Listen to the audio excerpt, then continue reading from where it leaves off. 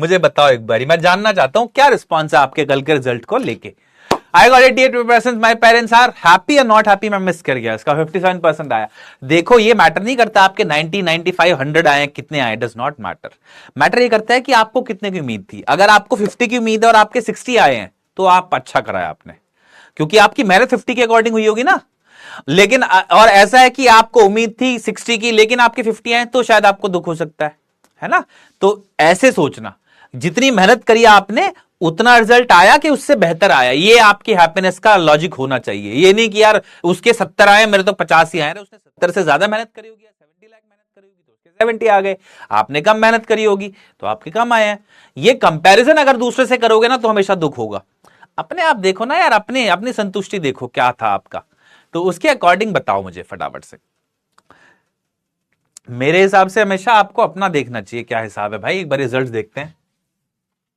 57% से हम बहुत खुश हैं और 42% से हम खुश नहीं है, नॉट सो हैप्पी, हम थोड़ा सा कम खुश हैं, हमको परेशानी है ऐसा सड़ू समूह है हमारा अभी कोई बात नहीं बेटा। देखो ये जो एग्जाम है ना 10th का, ये आपके लिए इंपॉर्टेंट माइलस्टोन होता है, क्योंकि आप पहली बार पूरे दुनिया के सामने बोर्ड एग्जाम देने जाते हैं। सब पूरा सोसाइटल प्रेशर आप हैंडल करते हो, मम्मी पापा थोड़ा टेंशन में होते हैं, आप खुद टेंशन में होते हो, टीचर्स आपको पूरे साल बोल रहे होते हैं कि बेटा पढ़ो पढ़ो पढ़ो, बोर्ड है ना। तो ये प्रेशर हैंडल करना पहली बार और उसमें विक्टोरियस निकलना ना बड़ा आसान काम नहीं होता है, बहुत मुश्किल काम होता है। इनफैक्ट आई वुड से जिन बच्चों ने कर लिया बहुत अच्छा, क्योंकि एक ही पेपर होता है, उस 3 घंटे अगर आपका बाई चांस आपने पूरे साल सारे एग्जाम्स अच्छे करे हो, आपके बहुत अच्छे एग्जाम्स गए, आप तैयार हो, उन 3 घंटे नहीं चला अगर आपका दिमाग, जो 3 घंटे फाइनली बोर्ड में आप पेपर देके आते हो, तो हो सकता है आपका रिजल्ट आपकी मन मुताबिक ना आए।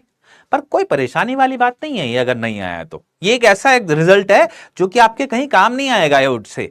लेकिन ये इंपॉर्टेंट क्यों था? क्योंकि इसने आपको मेहनत करना सिखाया पहली बार, इसने आपको प्रेशर हैंडल करना सिखाया, इसने आपको रात रात भर जाग के काम करना सिखाया, इसने आपको एक डिसिप्लिन बच्चा बनाया कुछ हद तक, कम से कम एग्जाम के टाइम में तो डिसिप्लिन रहे होगे, if not the entire year, right.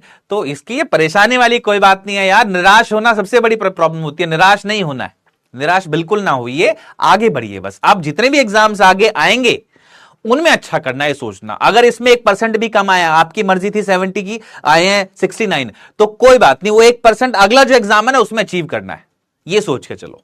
हिम्मत हारने के 10 कारण हो सकते हैं, लेकिन फिर से खड़े हो जाने के बहुत कम रीजंस होते हैं। और बहादुर समझदार वही होता है जो इंसान गिरने के बाद दोबारा खड़ा हो जाए। ठीक है, मंडेला साहब ने बोली थी ये बात कि असली हार वो नहीं होती कि कोई हार जाए, असली हार वो होती है जब कोई इंसान गिर जाए, हार जाए और दोबारा हिम्मत ना कर पाए खड़े होने की, राइट। असली बहादुरी है कि आप एक बार अगर गिर जाओ, आप फेल हो जाओ तो दोबारा से खड़े हो जाओ।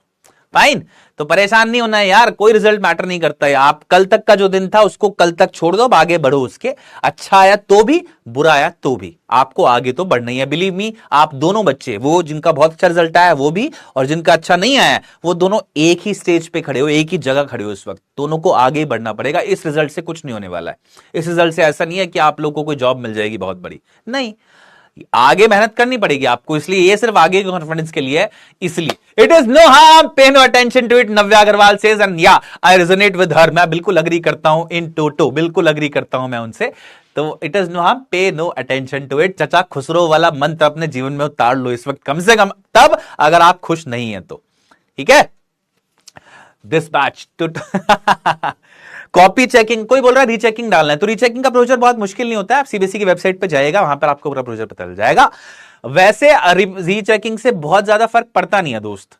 अगर आपका रिजल्ट ऐसा है कि आप उम्मीद कर रहे थे 90% और आपके 70 आ गए हैं, इतना फर्क है, मतलब 10-5% का फर्क है अगर, या उससे ज्यादा, तो आप रीचेकिंग के लिए जाइए, इट माइट बी यूजफुल। अगर इससे 2-4-1-2% का फर्क है ना, आप उम्मीद कर रहे थे 90 आए, 88, एक नंबर पता नहीं चल रहा, 2 नंबर पता नहीं चल रहे कहां चले गए, तो रीचेकिंग के लिए मत जाना, फिर फंस जाओगे। फिर हो सकता है कि अगर मार्क्स भी कम होकर आते हैं। आमूमन वैसे रीचेकिंग से रिजल्ट यूजुअली सेम ही आता है, बदलता नहीं है। ठीक है, स्टार्ट करें चलिए अब हम, बिल्कुल, क्योंकि मुझे स्टोरी के लिए भी थोड़ा टाइम चाहिए।